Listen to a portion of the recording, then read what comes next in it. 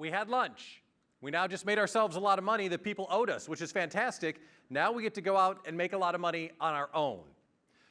When people ask me, when I left the radio stations, they all had the same question. Man, I'd love to do what you're doing, but I don't know if I can do it. What does it take to be successful as an entrepreneur? And depending on who you're listening to, oh, you need a clear brand, or you need, I don't know, excellent money management, or you need a great looking website or whatever. I tell them very clearly, get comfortable selling or work for someone who's comfortable selling. End of list. I don't care what you do. If you can't talk about it and you can't get someone to give you money for what you do, you're renting your profession right now. The end. It's only a matter of time till you go back to work for someone who does love to sell and is good at it.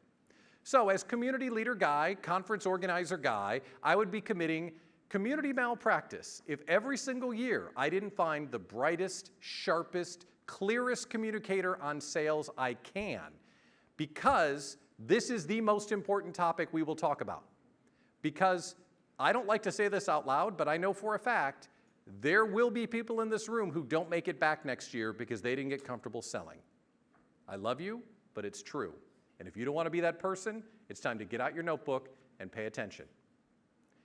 And the message will be enhanced if we can make some noise. Can we make some noise for Carl Gould? Come on, we got a full belly. We got to make some noise. Are you ready? Are you ready to make some money? I hope you are, because it is time for Carl Gould. Let's go.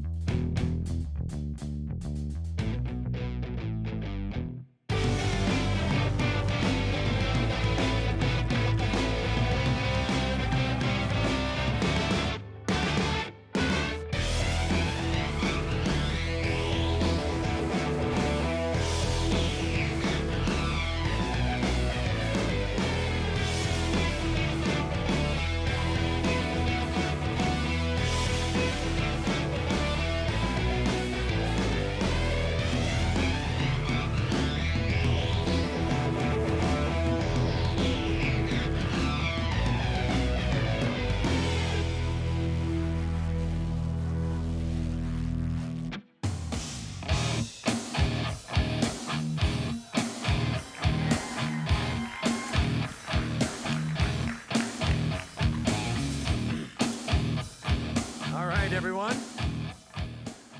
How are we doing this afternoon?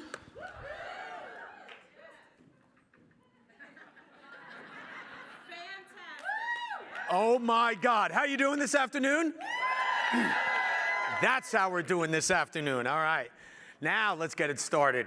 Thank you for having me. I'm really psyched about this presentation. I've been kind of floating around watching you all network and in the other sessions, so I'm really psyched about our presentation this afternoon. Now, two things happened that I was wildly against. First thing is they fed you lunch, right? Which means right now you're getting comfortable, you're entering where we would call the food coma stage, and if you are going to consume what we're about to do today, the energy level of this room has to be at least a 10 out of 10. At least. Otherwise, you couldn't even consume it. You won't even remember it. It's not, I shouldn't even have come if it's not there. So what would you say the energy level of the room is right now? Don't make me come out there. Yeah, it's not that high. It's not 10. All right, so here's what we're going to do. I'm going to show you a technique where you can go from wherever you are to level 10 energy right away within a few seconds. Would that be valuable? Yes. Oh, okay, so for some of you, that would not be valuable. Would that be valuable? Yes. Right on. Okay, all right. So what I need you to do is turn to your neighbor, and that would require you to actually turn to your neighbor. Turn to your neighbor. Wait for it. Turn to your neighbor. Hold on. Turn to your neighbor. Look them straight in the eye and say, get ready to give them a high five, right? Okay? Wait, but don't do it. Wait for it. Wait for it. Wait for it. Look them right in the eye and say, you are a master of growth. And I find that quite sexy. Go ahead. You are a master of growth, and I find that quite sexy. Right on. Okay, very good.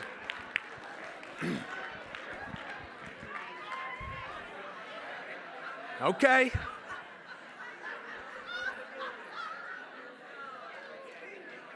Some of you didn't like that exercise. I didn't tell you who to pick for your neighbor.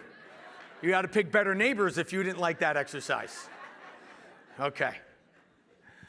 So my name is Carl Gould. I'm from the sunny state of New Jersey. You may have heard of it.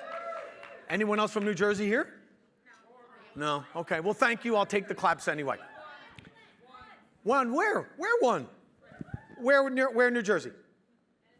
Edison. Right on. I'm a little further north. I'm in Jefferson. So we have two presidents represented here. And so I'm a little further north, but from New Jersey, born and raised there. Went to school for accounting and finance, and then in my second year, I broke my leg pretty badly, and I had to leave school. And Joe Biden wasn't president back then, so I actually had to pay back my student loans, right? Yeah, 6 months later, they came due. I had to start paying them. There I was in traction, literally, at home, broken leg, broke. What do I do?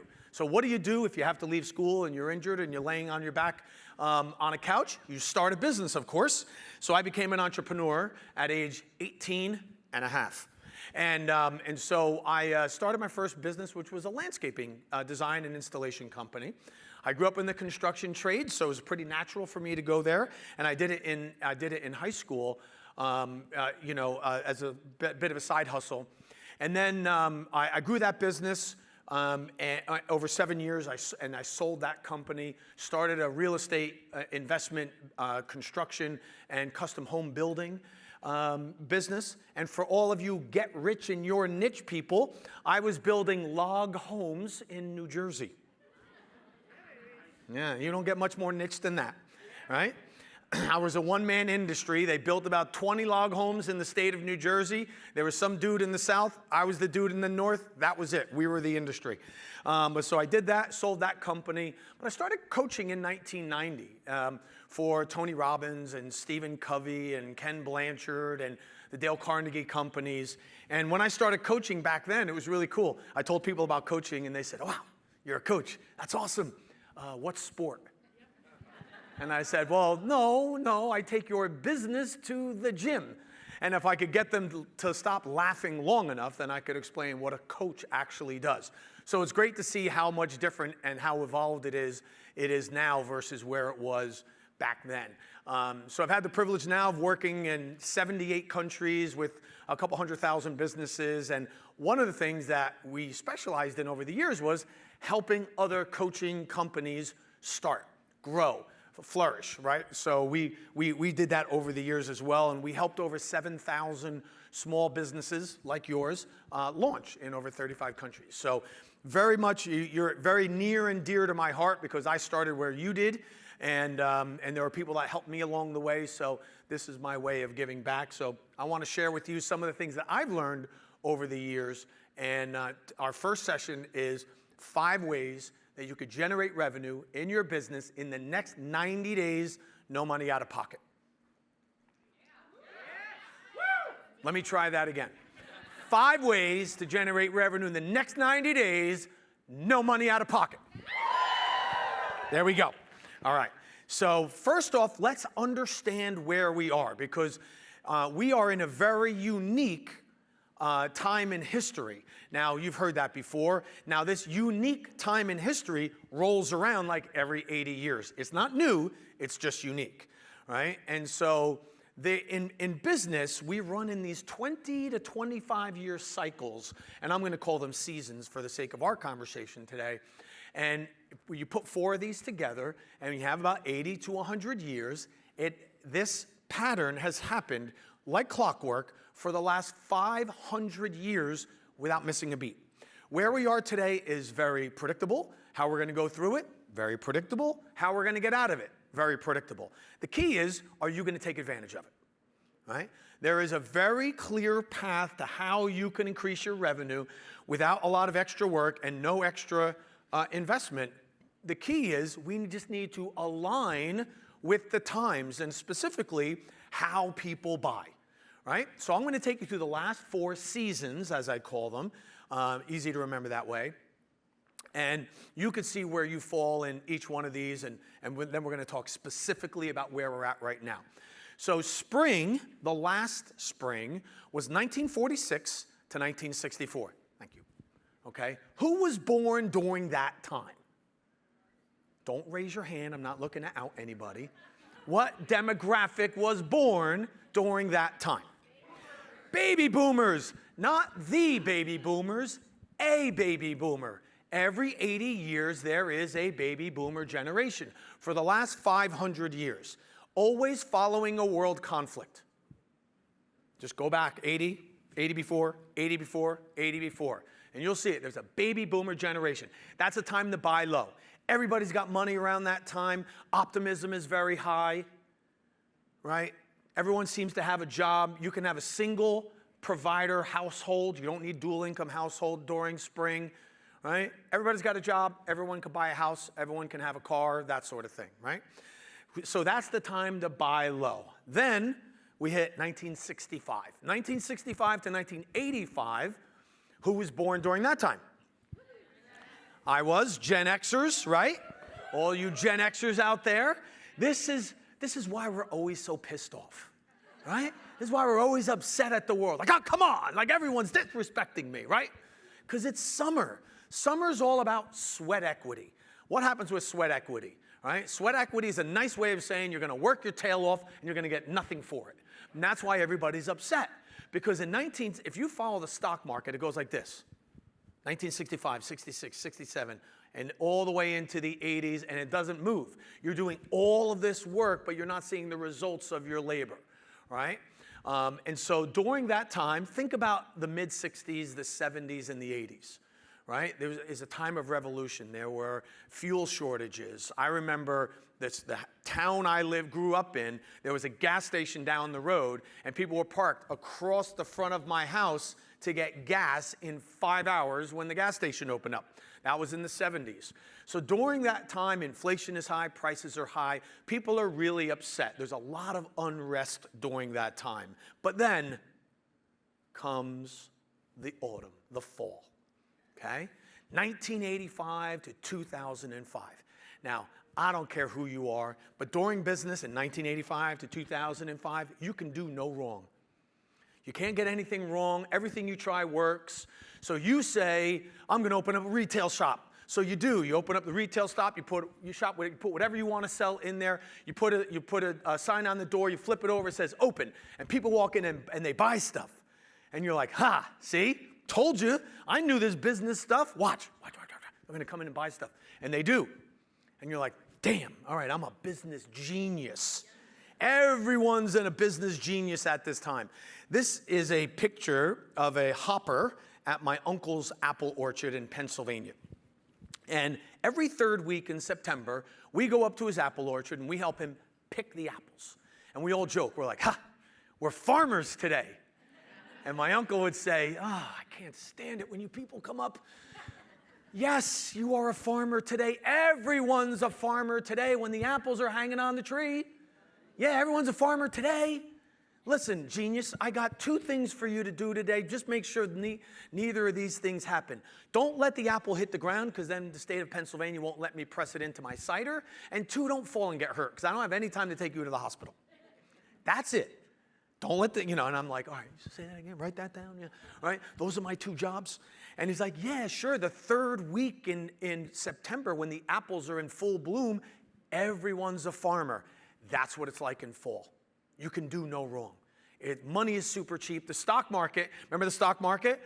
My mom moved into the house that she still lives in today, 1966. She bought the house, $12,000, right? 12 grand, 12 grand, 12 grand, 12 grand. In the 80s, $700,000. That's what the house is worth today, right? It went like that. And you watch the stock market, that's how it went, all right? So now, Think about this. There you are. You're a business genius. You started your business. It's going really well. You're flush with cash. Every idea you have works. You have all this extra money. And so you start thinking, what should I do with the extra cash? So if you're a successful entrepreneur and you have extra cash, what's the responsible thing to do? I like the way you think. Little irresponsible, but okay. What's the responsible thing to do? Invest in real estate. That's right. So there you are, you're at that seminar and you read the ad and it said, hey, are you a successful business owner with extra cash? You're like, yeah, that's me, right? And you're watching this and you're reading it and you're looking at the person next to you, they're reading it like, yeah, that ad talks right to me, right? And so you go to the seminar and they tell you how to buy, flip, lien, tax liens, whatever, you name it. There's a gazillion ways to make money in real estate and there you are, you do that. Take your money, put it into real estate, and you say, I'm gonna buy that building, I'm gonna put it up for rent, and watch. People rent it, and you're like, huh!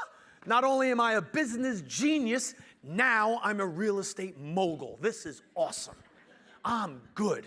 I am really good, all right? So now, if you are a business genius, flush with cash, a real estate mogul with a lot of passive income, and you have more cash, what's the next most responsible thing that you wanna do? Who said the stock market? The stock market. That's right. That's next.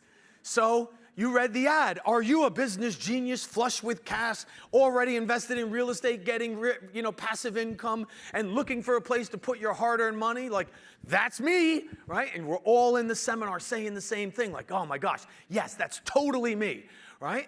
I went to that seminar too. It was 1997. 1997, I go to the seminar, and they're teaching me how to buy low, sell high. It's in the channel. Watch all the different markers, and when it falls through, but it breaks open and stays in the channel, and this is when you buy, and that's when you sell. And I'm like, okay, I got it. And they said, all right, your homework tonight is go home and research companies that you think are good companies, but have had a tough time, and you think they're going to rebound.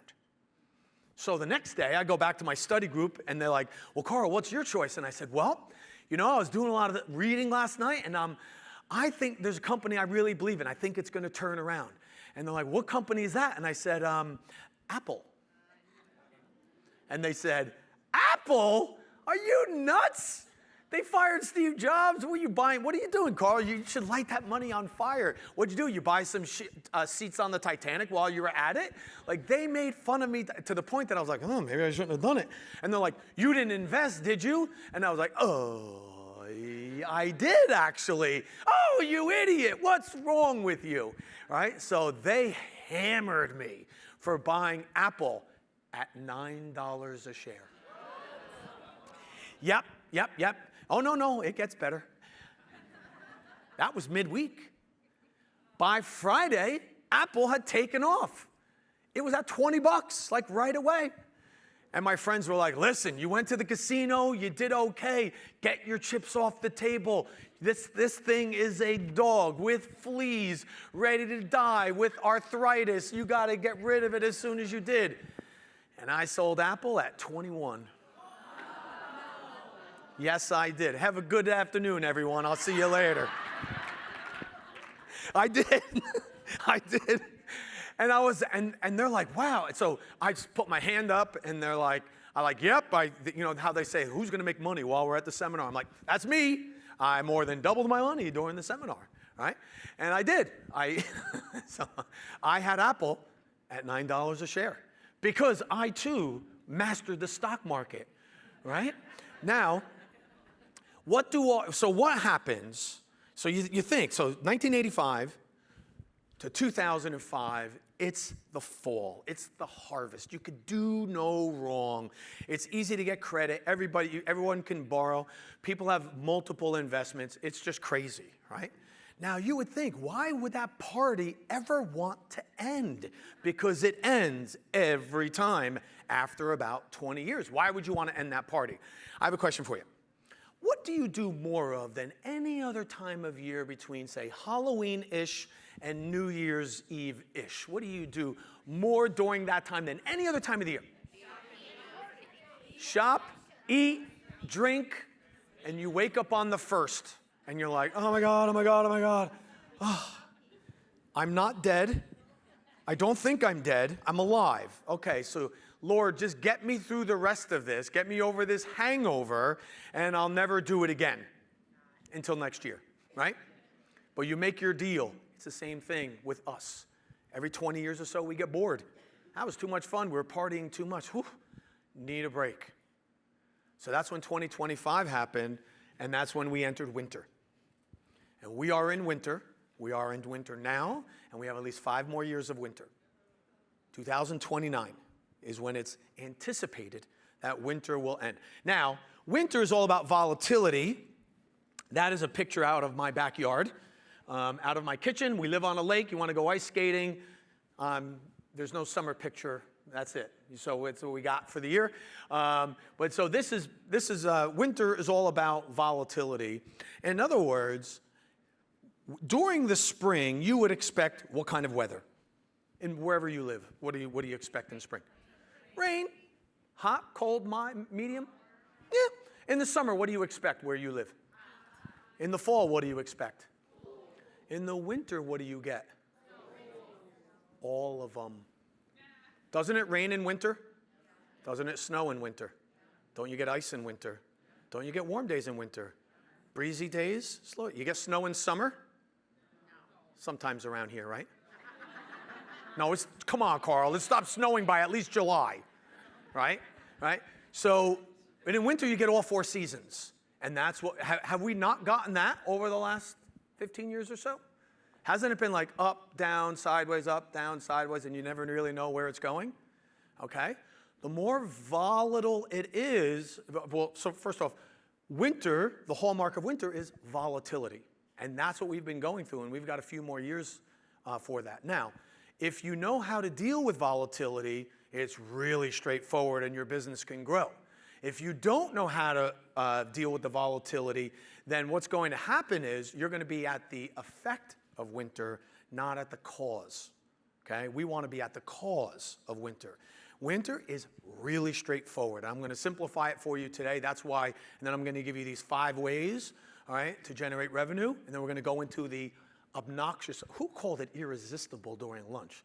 Irresistible, schmissable. We're going obnoxious this afternoon. All right, we're going to be obnoxious with our offers. Okay.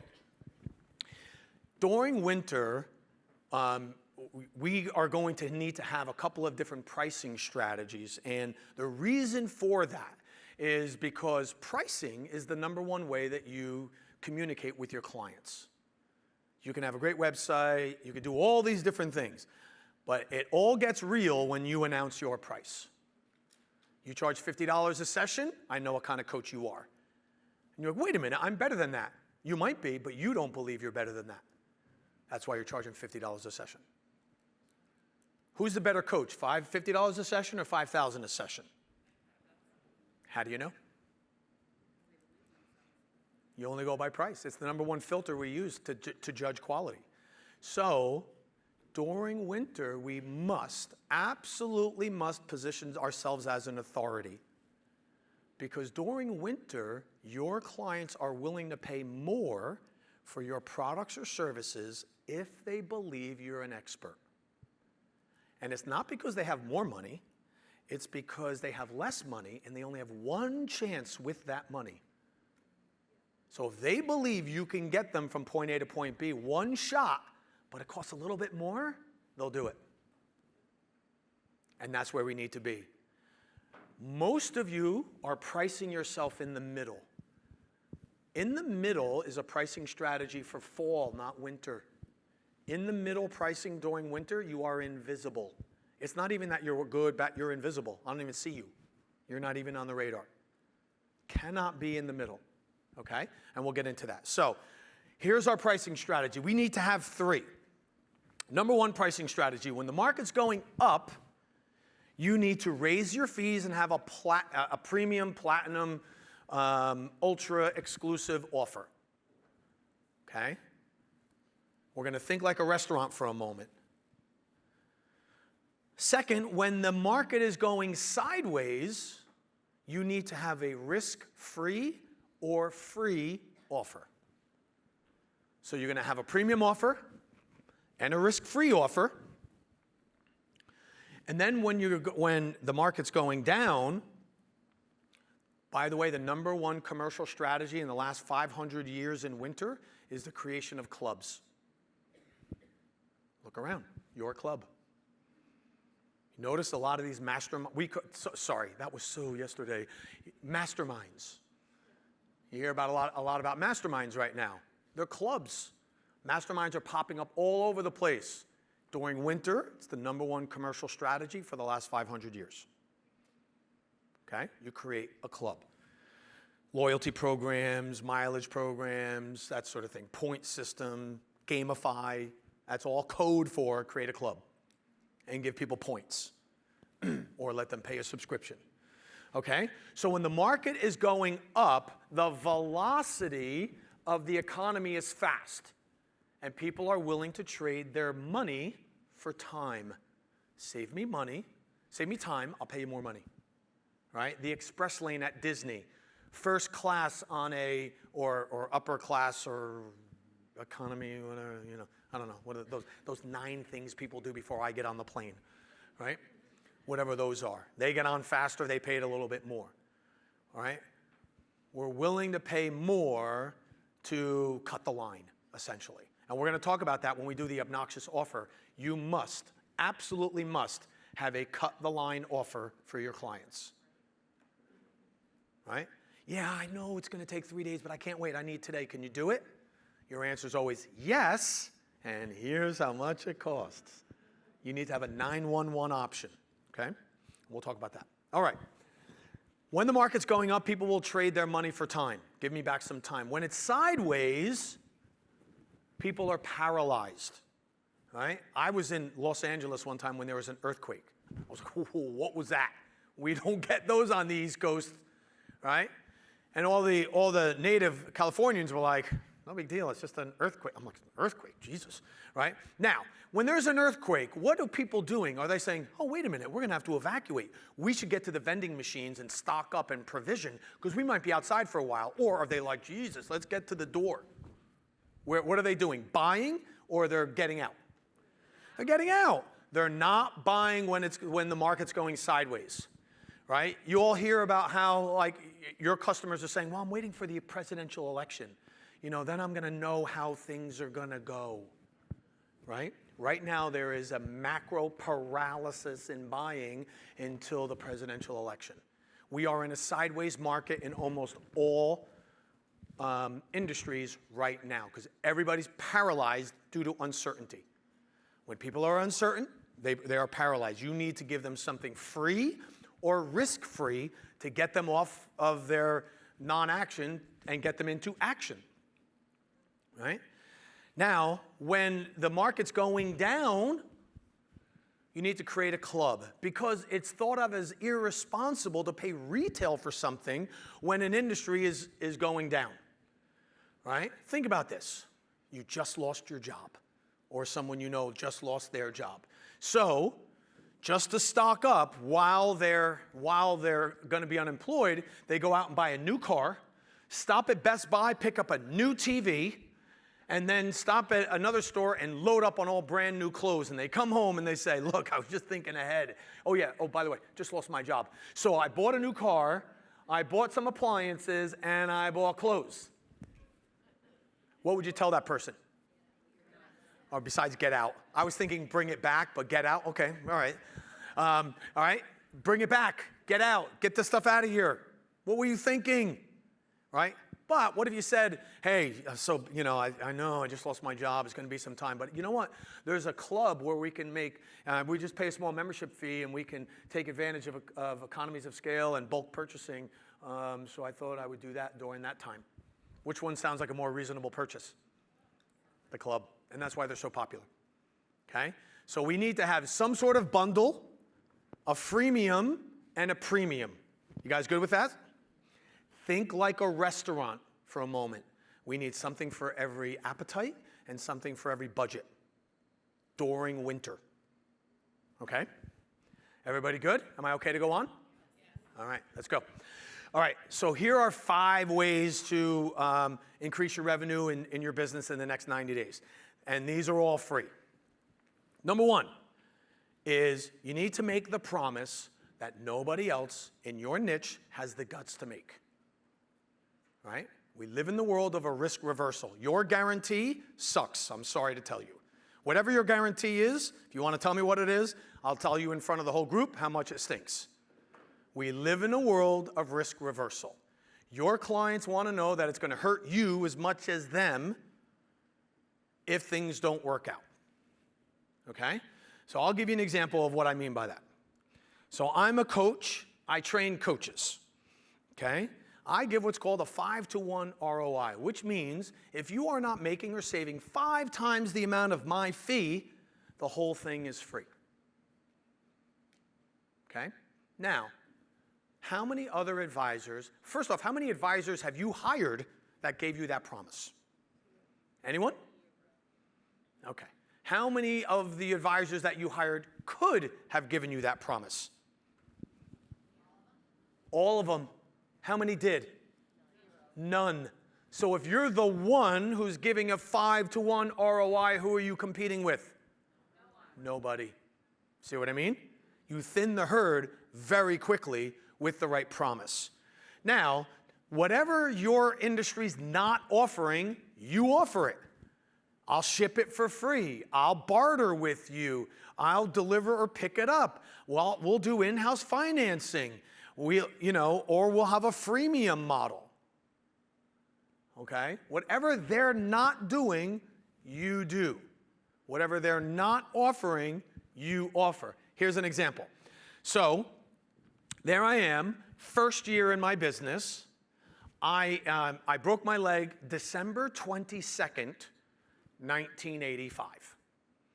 Okay? 3 days before Christmas, I had a manual shift car. I couldn't even drive it home from school because my left leg was in a cast from my hip to my ankle. My buddy had to drive the car home for me. While in a Dodge Omni, and my foot was out the window. Coming back from the University of Delaware. Anyway, I get home, put the car away for a while. I'm not going to be driving that. I start my business in around July, August. I start to get my first clients.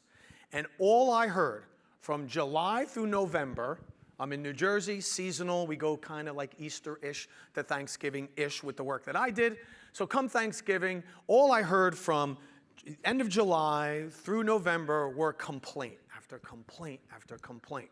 Now, I understand this is a New Jersey issue. You probably don't get it where you live, but just indulge me, okay? This is what I heard. You people never show up on time. You're not responsive. You don't call back. You don't stand behind your work. You tell me one price. You change order me to death, and I've got to manage all of your guys on the site because as soon as I give you the check, you're gone. Just a New Jersey problem with contractors, right? Yeah, that's what I thought. So thank you for hanging in there with me on that one. All right, so that's all I heard. All I heard.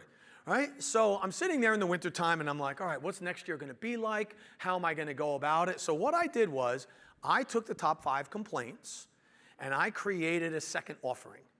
So now, careful, I'm a trained professional.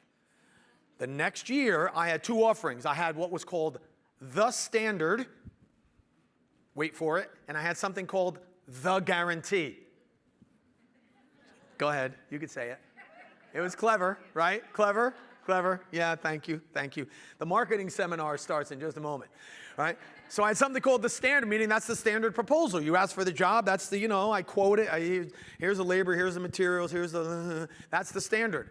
And then I added 35% onto the job, and I said, if you do the guarantee, and you do everything you're supposed to do. You got to pay me on time. You can't lock me out of the place.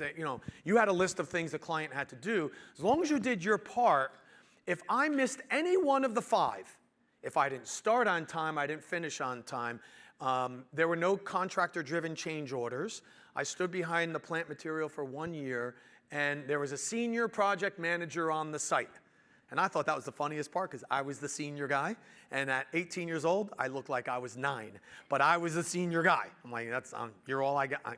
You get me. That's it. I'm all I got. So, but I said, if I miss any one of those 5, you get to keep the entire landscaping job, and I write you a check back for the full amount at the end. My average sale was $65,000. Who do you think I was competing with on that one? Nobody. Now, I don't know if some of you don't remember what 1986, 87, 88 was like. How many of you remember what a 30-year fixed mortgage was like in the late 80s? Double digits. In other words, here's how you calculate the mortgage rates in the late 80s. Take your worst credit card, double it. The one you were thinking of cutting up, then double it. And that's what a 30-year fixed mortgage was. It was between 12 and 18%. Like right now, we're like, what do you mean 6? Right? It was like 12 to 18 back then. I launched a home improvement company in the middle of that recession, and that business doubled every year for 7 years until I sold it on that guarantee. The guarantee outsold the standard 2 to 1. Right? Now, I would do it differently if I went back and was talking to my 18-year-old self. I didn't know any better, but I didn't realize I had 2 businesses under one roof. At some point, I just got rid of the standard, and I just offered the guarantee every time. But I was getting paid 35% more for the same job that you were doing, and I was beating you out most of the time. All right? Now, let me ask you this. What kind of buyer would take the guarantee? Who would do that? Like, what would motivate a buyer to say, wait a minute, it's the same exact job, but on this one, he's promising to start by a certain date, finish by a certain date. Once we agree on the job, there will be no raise in price. There's no contractor, like the contractor's never going to come back and say, I need more money for anything. The only way I would do that is if you change something, right? He's going to stand behind all the plant material for a year, so if anything dies for within a year, I replace it. And there's going to be a senior manager on the job site the whole time. Okay? Who takes that and pays 35% more when the average sale was $50,000? My average standard was 50, average guarantee was 67.5. What kind of buyer does that? Buyer who got screwed in the past? You're all service providers. How many of your prospects say, well, last time I worked with someone like you, right? You've heard that before. What was the other one? What's the other reason? They want to get it done. How about that? Peace of mind. Go like the real obvious one. They want their money back. They might want their money back. I found out the opposite, that they actually didn't care about the refund. I was in a position once where I had to give a refund and the guy didn't give it to me. The guy did not ask me for it. Luxury, keep going down luxury. They're paying 35% more. What's the obvious part of that? They have the money. They value what you do, and they're willing to get out of your way and let you do what you do best. How would you like to have that for your clientele? Amen. All right? So make the promise no one else in your niche has the guts to make. So 7 years into my business, I was ready for my next leg surgery. My leg didn't heal properly. One of my competitors, I knew him well. We were kind of like 1 and 1A in our area as landscape contractors. He says, hey, we ought to have lunch. And I said, well, we can have lunch anytime you want, Frank. You just call, let's go to lunch. So he sits down and he says, Carl, man, he goes, I don't mind losing jobs to you, but you got to stop cutting your pricing. And I said, Frank, I promise you, I'm not cutting your price. He's like, oh, wait a minute. Because I used to see him. I would be walking in. Like, you know how when it's your day to interview all your contractors to do your kitchen, so you line them up one after the other? So I'd be walking out, Frank be walking in. Hey, Frank, how you doing? And we'd high five as he was going in and I was going out and vice versa. So I said, and I would even say, I said, look, if you're not going to hire me, you should hire Frank. He's really good. And he used to do the same for me, right? But I was winning a bunch of jobs from Frank.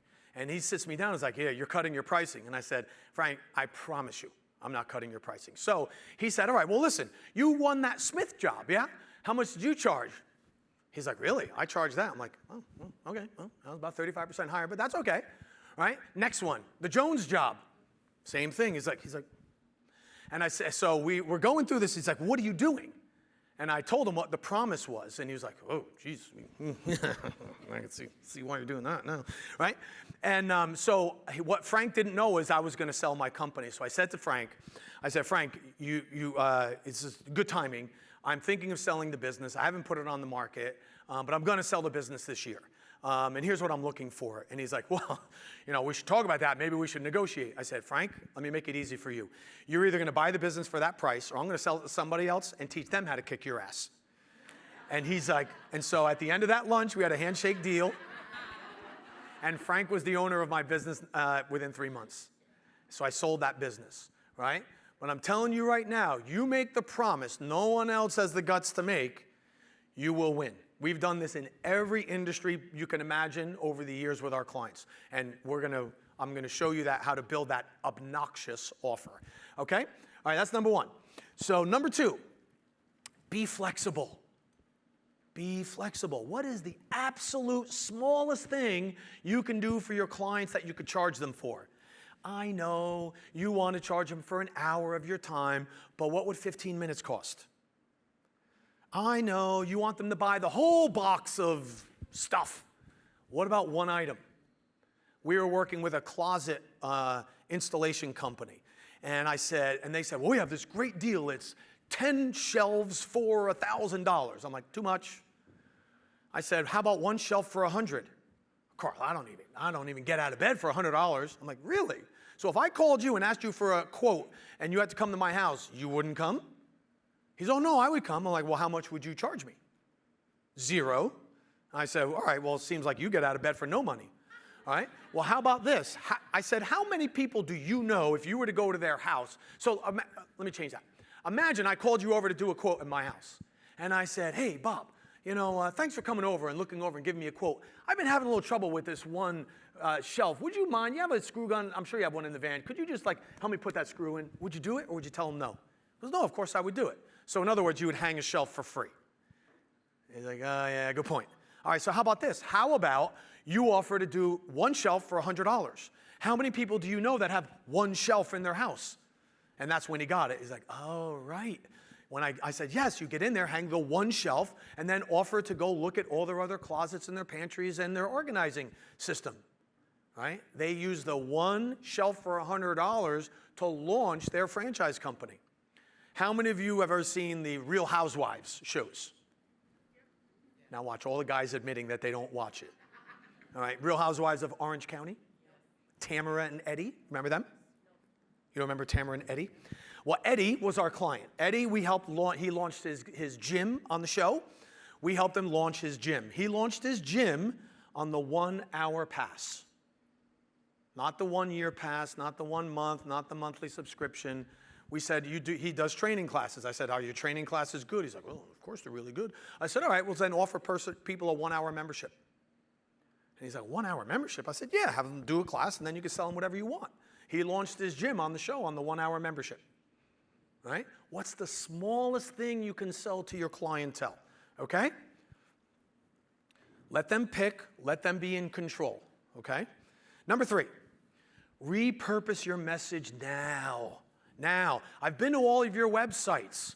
All your websites are doing is screaming. You guys are just trying to scream over the top of each other. "I'm great. No, I'm better. I'm really good. I'm amazing. You should..." La, la, la, la, la. You're all saying the same stuff, right? When people search, what do they, other than, like tacos near me, what do they search for? Do they search for, I need an upper thoracic, Tyrannosaurus Rex surgeon for my upper abdominal region? Or do they say, "My stomach hurts"?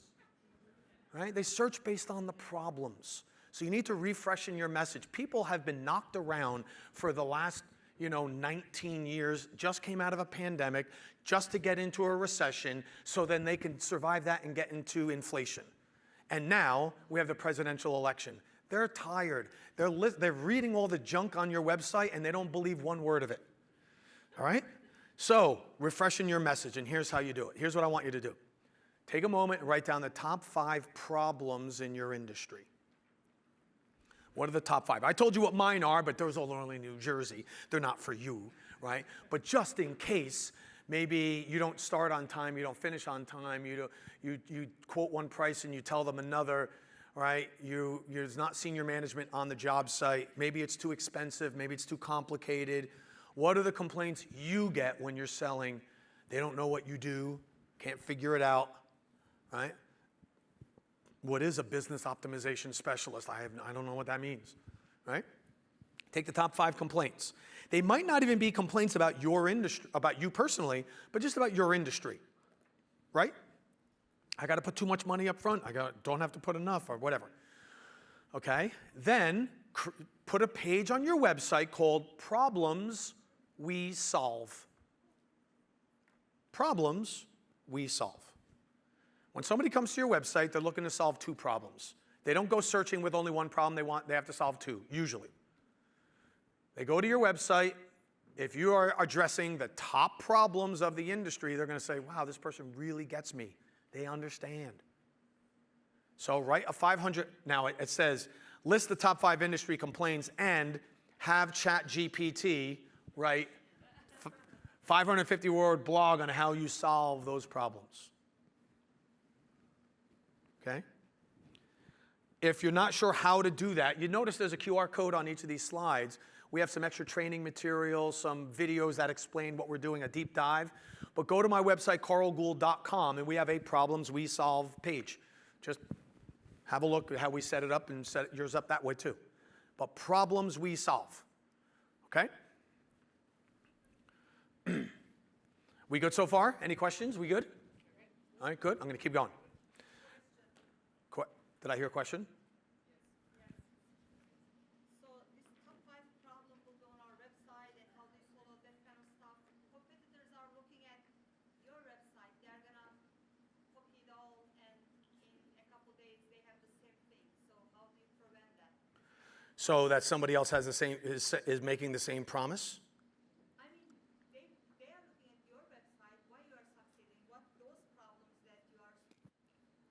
So basically your suggestion is awesome and I will do it, but the competitors are going to figure it out what you change on your website, what those 5 problems you are solving for customers, and they're going to copy exactly the same thing. Correct or no? So if you go to most websites, pick any website anywhere, like you go to Amazon.com, there's no page on there that says Problems We Solve. If you go to almost every website, they're not doing this. You will be such a minority, tiny percentage that is actually doing this. What is your business? House cleaning. House cleaning, okay. What are the top 5 complaints about house cleaning? The complaints or clients' needs? The complaints that your clients get. What are the top 5 complaints about hiring a house cleaner?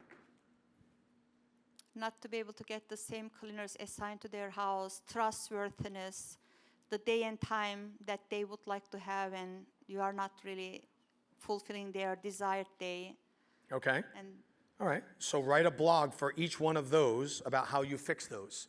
And then go to your competitors' house cleaning websites. I guarantee they don't have those on there. They're not going to be saying the same thing you will be. Now, you can further, who's your ideal client? Who do you work with mostly? Are you the luxury? Are you office? Are you commercial, industrial? Only residential house Residential? cleaning. We do high-end. High-end residential. Yes. Right. So who's going to be looking for you? Only high-end residential. Right? So as we continue to narrow the scope down to who your ideal client is, there'll be less and less people saying the same thing as you. Okay. Does that make sense? Yes. There might be somebody making a promise for, value homes, but that's not your client. You're looking for, right? And your clientele, the more obnoxious you make your offer, the more likely they are to hire you. I bet you if you raise your prices significantly, you'll get more of the luxury market. I bet you're not charging enough to meet, your pricing is likely off-brand for your clients. They don't spend cheap on anything. I know, wait a minute, it's always about price. No, it's always about price when value is in question, right? Correct. It's never about price when value's in question, when value's not in question, right? Correct. Thank you. Yeah, right on. Okay, let's do the last one, and then we're going to take a break. I can't believe they are letting you take a break. These guys this Pat is soft, man. We got to work on this guy, Pat, isn't he? He talks tough, right? But he's like, Carl, we're going to feed him. We're going to give him breaks. I'm like, really? All right, okay, that's fair. All right, I'll roll with you. All right, here we go. Increase your fees because your fee is your quality. Your pricing is the number one way you talk to your clientele, bar none. Bar none. It is the number one language. No, but wait, I'm a PhD and I got a this and a blah, blah, blah, blah, blah, blah. Yeah, that's all great until you tell them your price. And then no one cares about anything else. All right? Now, you're still a little skeptical. I know. He's like, I don't trust this guy now. All right, so here's what we're going to do. Do your own research. What I want you to do is I want you to go wherever it is you live, go to your local mall. As people are walking in, just say, sir, ma'am, are you looking to buy the highest quality products and services today or the highest priced products and services today? What do you think they would say? Quality. Great, thank you so much. How do you judge quality? The number one filter. See what I mean? See what I mean? Try it out. I have. Someone told me to do it, so I did it. I got like a clipboard, and I'm like, they all thought I worked for the mall. Right? So there's a perception of quality. What's a better watch? A Rolex or a Timex? A Timex cost $100. A Rolex cost how much, fellas? Ladies, hang on. Guys, how much does a good Rolex cost? Right, because the ladies are like, 5,000. The guys are like, that's a training wheels one. We don't, you wouldn't admit to that. Like, you wouldn't even show that around the other guys. Guys, 10, 15 grand. Let's go 10 grand, all right?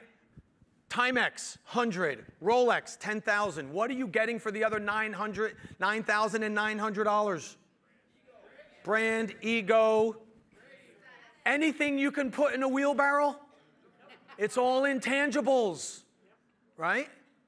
Now, I gave this talk to a jewelry association, and I said, what was a better watch, Timex or Rolex? And what they said was, it went like really quiet. Like, I was like, what'd I say? And they kind of played along, and then during the break, I'm like, what did I say? And they said, well, these are jewelers. They know Timex is a lot better than a Rolex. Rolex breaks all the time, the pain in the ass to work with, but we knew where you were going, so we wanted to be respectful. And I said, well, thank you. I thought I offended the whole room. And they were like, you kind of did. But it's okay. It's okay. You were trying. Right? It's a perception of quality. Right? Okay? What's a better car, a Subaru or a Mercedes? Right? If you're a Subaru driver, you're like a Subaru. I can buy 15 of these things. Why are you driving around that darn thing? And you know what? They're right. And you ask a Mercedes-Benz, like, why would I do that? Like, they won't even open the gate for me at the club if I pull in that car. And guess what? They're right. It's the right vehicle for the right avatar. Right? It's not better or worse. They just appeal to their avatar. But we have to, remember, during winter, if your if your pricing is in the middle, you are not thought of as an authority. You are therefore invisible. Okay? So as much as Pat said, if you don't learn how to sell or talk about yourself, you won't be here next year. If your pricing's in the middle, you're going to struggle. Because I will question your quality. Now, how do you become an authority? Now, you can either be among the top priced in your niche or among the lowest, right? Walmart is thought of as the best logistics company in the world. They charge the lowest amount, and they have taken most of the inefficiencies out of the supply chain. They're Walmart. They're brilliant at what they do. How do they get a $10 item from the other side of the world for $8, beat everybody out, and still, you ever read like the Forbes top 10 billionaires in the world? 6 out of the top 10 are the Waltons. If you've ever seen it, it's like, oh, well, Jeff Bezos, yeah? Well, let's have a family Walton reunion, and Jeff Bezos doesn't even come close, right? Sam Walton's kids are half of the top 20. It's ridiculous, right? So they're experts. Google is expert at search. We pay nothing for that. They're experts at it. Now, in this room, it would be very hard for us to be the lowest price and be the authority. It's too much of a volume play. You'd never be able to do it. You know, you can't coach 14,000 people this year, right? You can't do that. If you're a dentist, you can't pull that many teeth, If you're an attorney, you can't argue that many cases. You just couldn't do it. It's way too much volume. It's much easier for you to be the highest price. Okay? So if you are high priced or low priced, you are seen as the expert. Okay? So we're going to work on that. That's why I wanted to do the breakout session afterwards, because I'm going to show you how to build the perception of quality and what we call the obnoxious offer. Okay? Last one. This one, when does this program end? It ends today, doesn't it? Yeah. Tonight, right? Yeah. So I'm coming to dinner with you all, so I'm going to be watching. I'm coming to dinner with you all. Right. So this one I'm going to be watching. You want a JV, meaning joint venture, around a like customer. In other words, find somebody else in the room that is not in the same business, but sells to the same kind of customer. So, ma'am, you do cleaning. Homes, right? Who here sells any services to people who own homes? Just raise your hand. Ma'am, what do you do? Pardon? You're coaching. Okay, so she does cleaning, you do coaching. So let's just assume for a moment that her homeowner is your coaching client, right? So you would say, listen, as a value add to those of you in my database, I'm so happy to say that I was just at a seminar. I met this great home cleaning company, and they address all of your top issues. I know you're looking for somebody to trust, same people through your house, They've addressed that. And don't worry about the pricing on their website. Because they're a friend of me, they're going to give you a special price. Just, send me a note, I'll pass it along, and they'll take great care of you. You're going to write a letter, you get it? Just take cleaning out, put coaching in. I guarantee you there's a couple of clients in her database, and I guarantee there's a couple of clients in your database. That costs nothing. It's an email, or if you send out a newsletter or social media posts, cross-promote each other. Now, of all the things that the airlines don't do well, one thing they really do well is they code share, right? I'm in New Jersey. United is my home airline.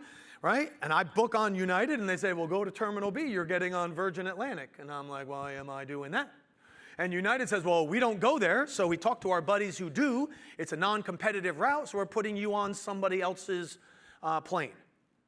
Okay? So you should walk out of here with at least 5 JVs by tonight.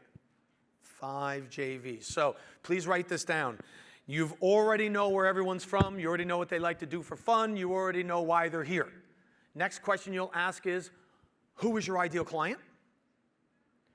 And also, what makes a good referral for you? What should I be listening for to know that that's the right person for you? Find out who their avatar is. Find out what makes a good client engagement, what that looks like. And if it's close enough, agree to write a letter on each other's behalf to your respective databases. Guaranteed there's a couple clients in each person's database. Right? When was the last time you got a personal invitation or a personal note from one of your providers, your attorney, your accountant, that says, hey, Bob, I know you were mentioning that your daughter's about to go into college and she's about to take her SAT classes. I just happened to bump into someone who's an expert SAT tutor, and I thought of you right away. So here's the person's name. If you're interested, I'll do an email introduction, and don't worry about whatever pricing they have on their website. Because you're a friend of mine, a client of mine, they're going to give you a special deal. Would you take that call? Or inquire at least to find out? Highly likely, because there's a really big trust factor. Okay? All right. Everybody good with those 5 ways? All right, so we got 5 ways. Oh my gosh. Those were the 5 ways? Okay. Now, fortunately or unfortunately, I'm in charge of the clock. We're way over. But we're having so much fun, I figure we keep going. Right? Now, we're going to take a break in a second. Yes, we're going to take a 10-minute break. I'm going to send you on break. We're going to break for 15 minutes, then we're going to come right back here. Okay? And then we'll start the second session. Before we do that, I just want to make sure if there's any questions. So the spotlight's in my eyes. I can't see. So if you could just hand them the mic. I think there's a microphone coming. Running, running, running. He's quick, ladies. Oh, I can. I can roam. All right. My name is Nathan. I'm a business coach for construction industry, for construction companies. Do I speak to the construction industry problems or my business or the construction owner problems for point number 3? You are looking for, a great question. So everyone understand the question? Is he looking for construction issues or is he looking for business coaching issues? It's business coaching issues. So what do your clients either, so here's how you know what the issues are in the industry. One, you've heard it enough from your clients, or they're objections you get during the sales process. Like, I'm sorry, your name again? Nathan. Nathan. So Nathan, how long is it going to take for us to really start seeing results? That's code for you coaches don't show results. Okay? What's something else you hear when you onboard a client? Time. They don't know how to manage time. Time. I don't have enough time for my problems. You want me to have time for my solutions? Like, Nate, how long is this going to take? Like, come on, man. Right? So that's the second one. So it's going to take too much time. You're not going to show me results. What else? Any objections you get during the sales process? ROI. ROI, like how am I going to know? You consultants, you take my watch and then tell me what time it is. You have no skin in the game. Right? I'll tell you what I do in a second, okay? Now, once you're hired, when you get hired, your clients will come to you and say, well, you know, I hired you because you do blank well, and the other people I interviewed, they didn't seem to do that very well. What does people tell you the reason you get hired? Plan with short-term goals. Right.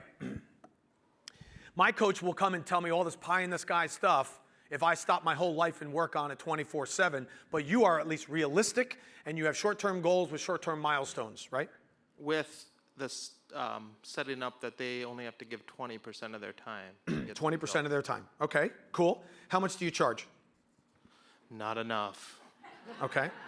When I look that up on the scale, I can't find the number. Nathan, how much do you charge? Yep. $800 For? per month for this pre-planned service. Okay, which is how many hours? 2 monthly meetings for 90 minutes. 2 monthly meetings for 90 minutes. So 2 months for $800. 3 months. For 3 months. Okay? I have the same. Oh, every month $800 for 2 meetings a month for 90 minutes each. 6 meetings, $2,400. Plus a $350 onboarding fee. Plus a $350. What do you do for the onboarding fee? That's a 2-hour meeting to gather the information. Okay. So $2,750 for the first 3 months. Correct. Okay. And your ideal client does how much in revenue? $300K plus. 300K plus. Okay. So your program is going to go from $2,750 to $12,500. Okay? Hang on. Wow. Wait for it. Hold on.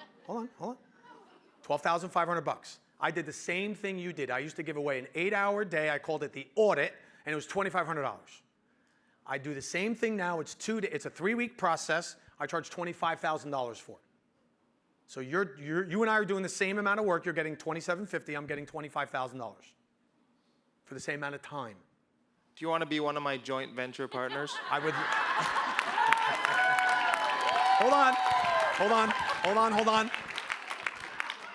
I love that. And I have to tell him no. Why? Why? We're the same. We're not. Well, we're in the same industry, but what's the number one language we speak? Price. I'm $25,000. He's how much? $2,750. I have to say no. Why? No, I'm $12,500. Did I misspeak? Hang on, dude. You haven't done it yet. All right, hang on. So why do I have to tell him no?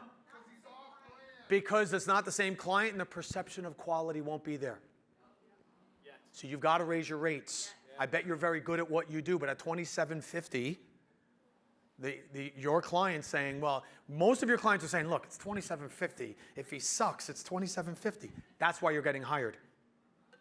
When you give your pricing, you should get the yes, but. Oof, $12,500. Oh, Nathan, you know, I got to tell you, when I first met you, I thought you were going to say like $5,000. I want to say yes, but it was higher than I thought.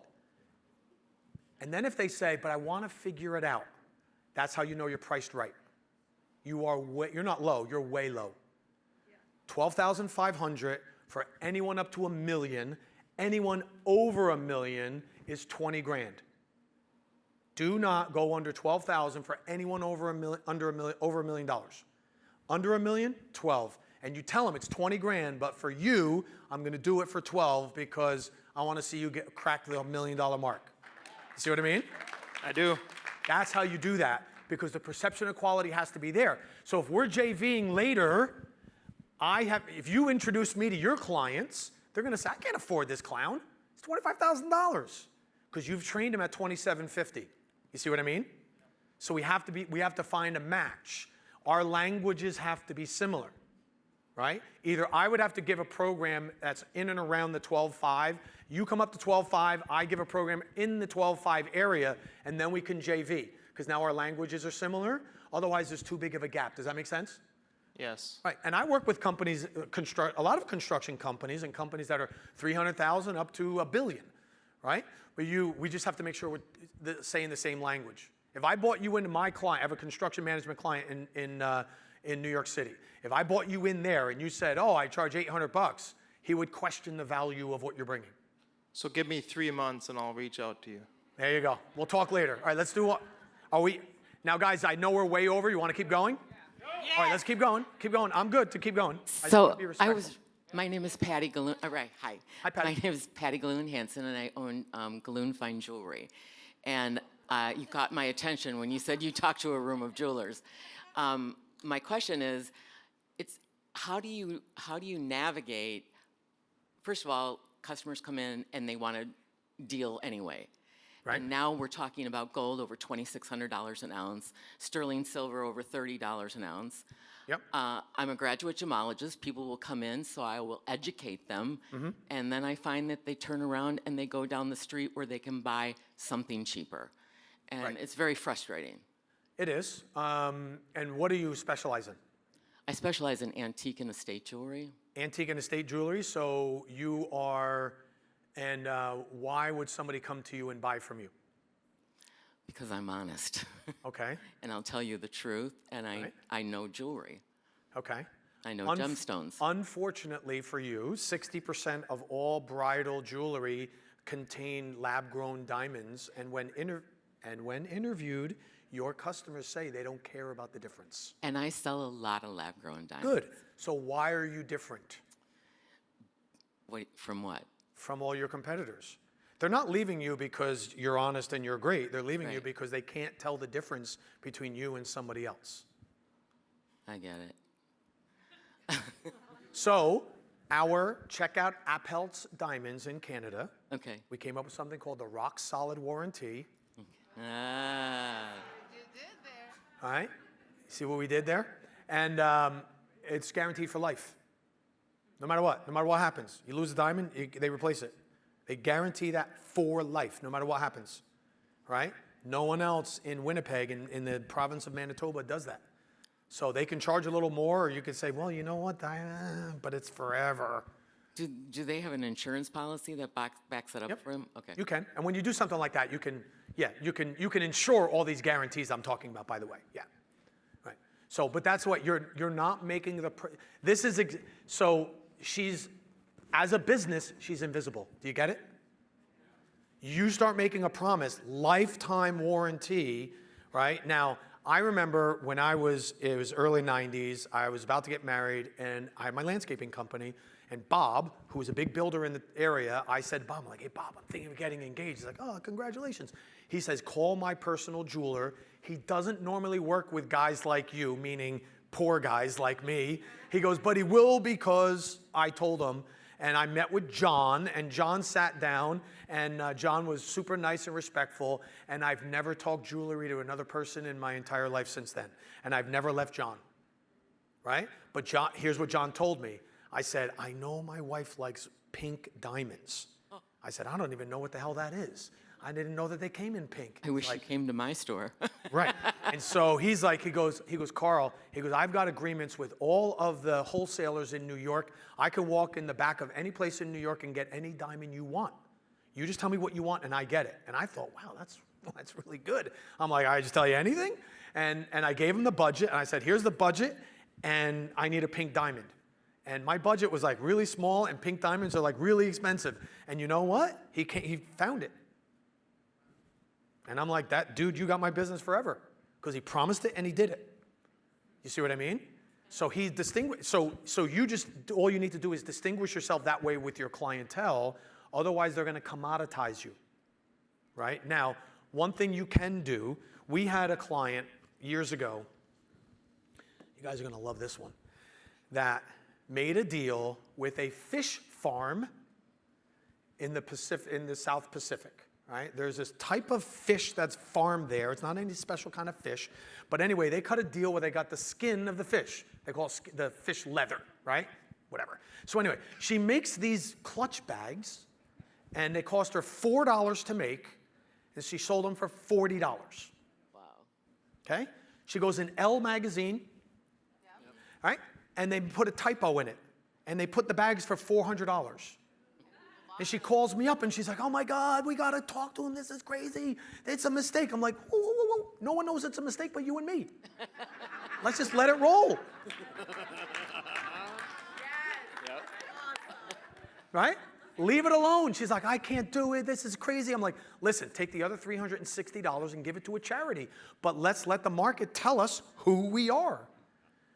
The first person who ordered was Courtney Cox, who called and said, I love your bags. The other girls will be calling soon. Do you know who the other girls were? Yeah. Right? So she gets 12 orders, the cast from Friends and a couple of other celebrities. So her first 12 clients, 9 of them were the hottest people on TV. So my client calls me up and says, I can't bear it. It's just driving me crazy. I just feel like I'm being so dishonest. She goes, these things only cost me $4 to make, and they're $40. I said, so what? What were Courtney and the ladies buying? Exclusivity, not a bag. So the lady, I said, listen, just sit on it for 24 hours. Don't do a thing. We'll talk next time. You know what she did the next day?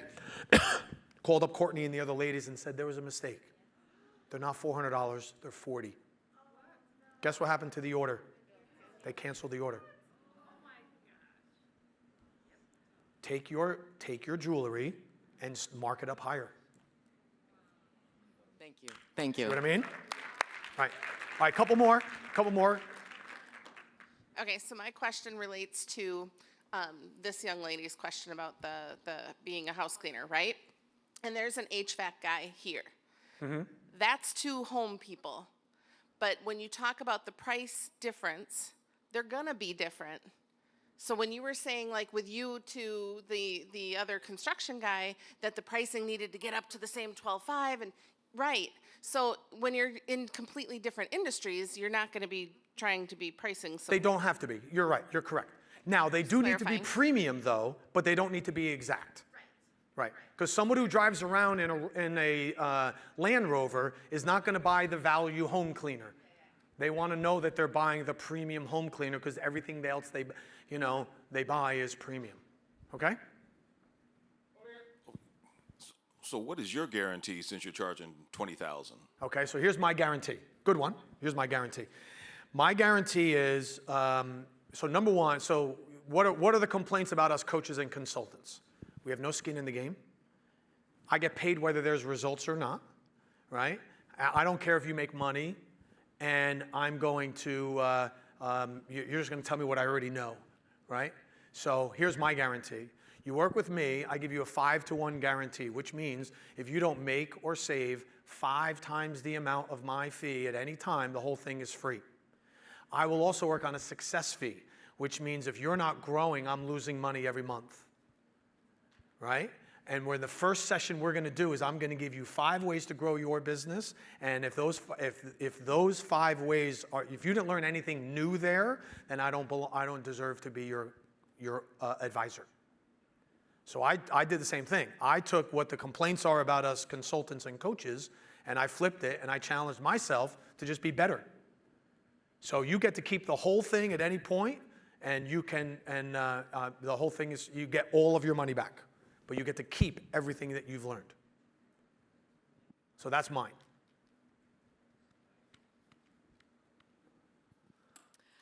So I'm curious for people that sell transformation, like personal transformation. It's not necessarily like they've got a bit, like what sort of guarantees have you seen there? Okay, on a scale of 1 to 10, how happy are you? For You. me? How happy are you I'd on a say scale of 1 to 10? 8 to 9. 8 to 9, which one? 8 or 9? We'll say 8. Okay, what would it take for you to be a 10? Successful business. And what is, how do we define successful business? Profitable? And how much profit are we talking about? I don't know. Like 10K months. 10K a month in profit or revenue? Revenue, I guess, would be. Okay, so revenue, so you want to hit, so you would be happier, your happy scale would go up if we hit 10K in revenue per month. What else would take you higher on the happy scale? If my kids would listen to me? Okay. Okay, so there's no shot at that. Okay. They're your kids, right? They're defiant like you are, so we like that they don't listen to you, okay? All right, what else? Things you can control. Things You I can't control your kids, you know that. If dinner was made every night, By whom? someone.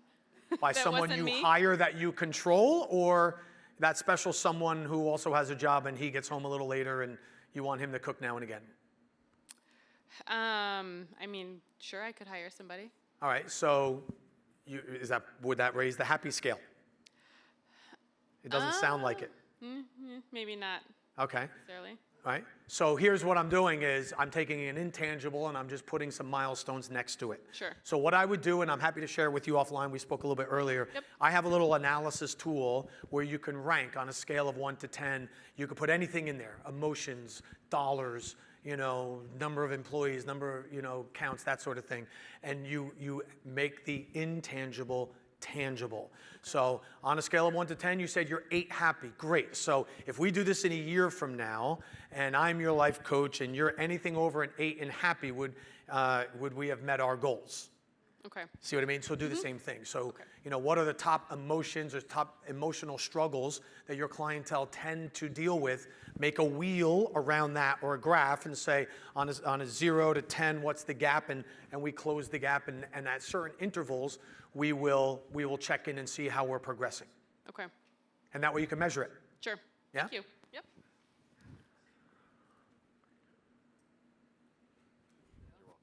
Hi there. Hey there. My name is Erica Flores, and I'm owner of Healing Harmonies Music and Art Therapy. And I myself am a music therapist, and I don't know if you know much about those industries, but it's a niche. Okay. And so in So terms you work with the emotionally disturbed, the physically disturbed, the physically needy? all of the above, Okay. all the domains, yes. Which one do you do more with? So the majority of our contracts are through the waiver, the Medicaid waiver, which is children and adults with special needs, and then also hospice is another big contract Okay. area. And so with this industry, it's a very small pool. We don't actually have a lot of competition.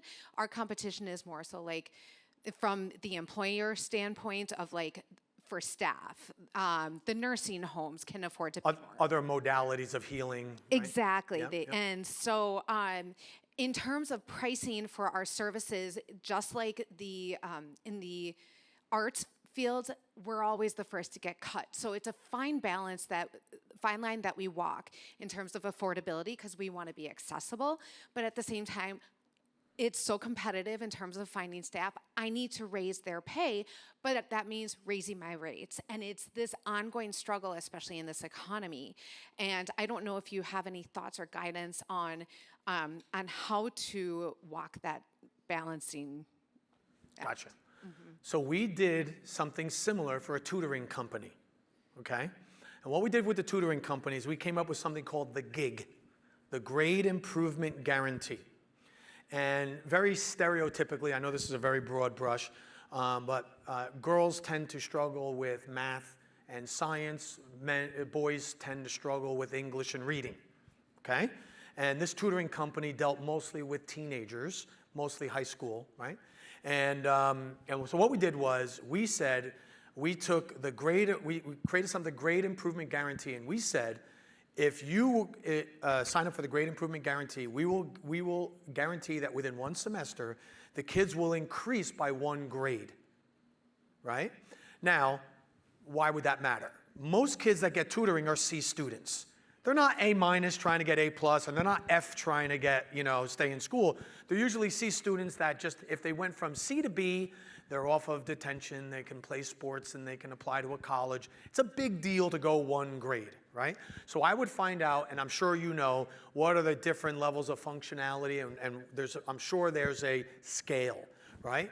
And so you could do the same thing. You can say, listen, I will guarantee that your son, daughter, team, whatever, will go from this level of functionality to that level, whatever that means, by a certain time, or the whole thing is free.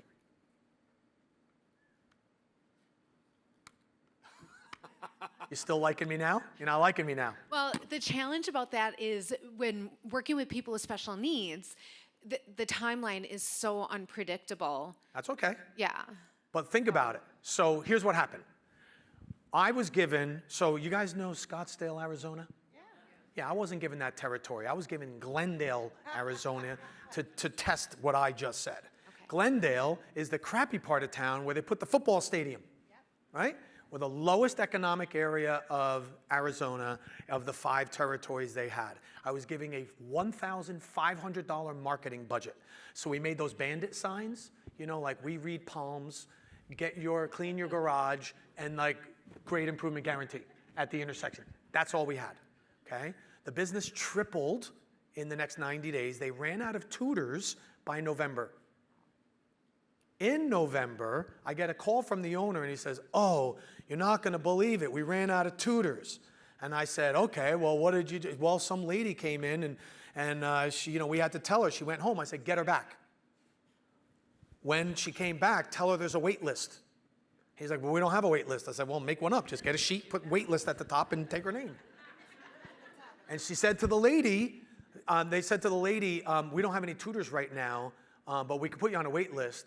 And she gave the check for the full amount and said, you let me know when you have it. Parents will do anything for their children, right? And so I understand the timelines are long, and we can modify what I just said. We don't have to have a 6-month time frame, or you work with someone who's autistic, it could be years. I get that. So we just make smaller incremental, because the parents know the difference. The parents know if the kid is hurtful to themselves, or they stop hurting themselves, or they're not talking and they can talk. They will recognize the incremental differences, right? Is that fair? So as long as you give them that roadmap and say, because I'm sure none of your colleagues are going to promise this, because they're going to say what you said. Well, it's going to take so long. How are we going to know? Well, the parents know. You're going to know, and the parents are going to know. So you just say, listen, if I can keep them on this trajectory, you keep me around. If I drop off, I don't deserve to be your therapist anymore. Agreed. Agreed? Agreed. Okay. So charge a little more, but then promise the results in the trajectory. What's the average age of the kids you work with? Honestly, 12, but this is actually more applicable to nursing homes. Okay, so let's start with the 12-year-old. Yeah. When you put together a plan, sometimes what is it, an IEP, or it's got something, it's right? like that. A something care like plan. that, right? Yeah. How long do you, when you do the plan, how long is the plan? 1 year? 2 years? So we set our goals and objectives to check in on a quarterly basis, and I mean we have clients that we've worked with for years. But I understand, but yeah. when you first write the plan, how long is the plan? It's indefinite, but we check in at quarter. So you say you're going to work with me for the next 50 years of your life, and as here's long what you as it remains appropriate. Yeah. Right. Thank you. So here's what I would suggest. Create a 10 or 20-year plan, but put like you're age 12. Financial advisors are great at this. You're age 12, here's what's going to happen at 15, here's what at 18, here's what happens when they hit puberty, here's what happens when they get older, when they're an adult, blah, blah, blah. Like actually put the ages in there and give them at least a 10-year plan. That's what I would do. Okay. And say, look, here's what you should expect. And here's what we're going to do, and here's how you know we'll be successful. Sure. Yeah. I would suspect there are other the other practitioners are not giving that type of a plan Well, that's true. because they're not committing to those results because they don't want to commit to those results. Valid. Yeah. And as soon as you do, you will be the one who does it. And you could charge more for it as a result. Sounds good. Thank you. You're welcome. Carl, I want to check your time. Do you want questions or do you want to take the break? I'm fine. And we're only 36 minutes over. So we could break and shift and come back for the workshop? Yeah, so we're going to be together for the next 2 hours. So you want to take a break? 5 minutes. We'll take it. Okay, so how long you want? 10 or 15? Come back at 30. Come back at 30. Come back and you have 11 minutes. Go, come back, and then we're together for the rest of the time. And we could leave at this level 8 or 9 energy, or we could turn to our neighbor, tell them they are a growth master, give them a high five, and let them know how sexy they are.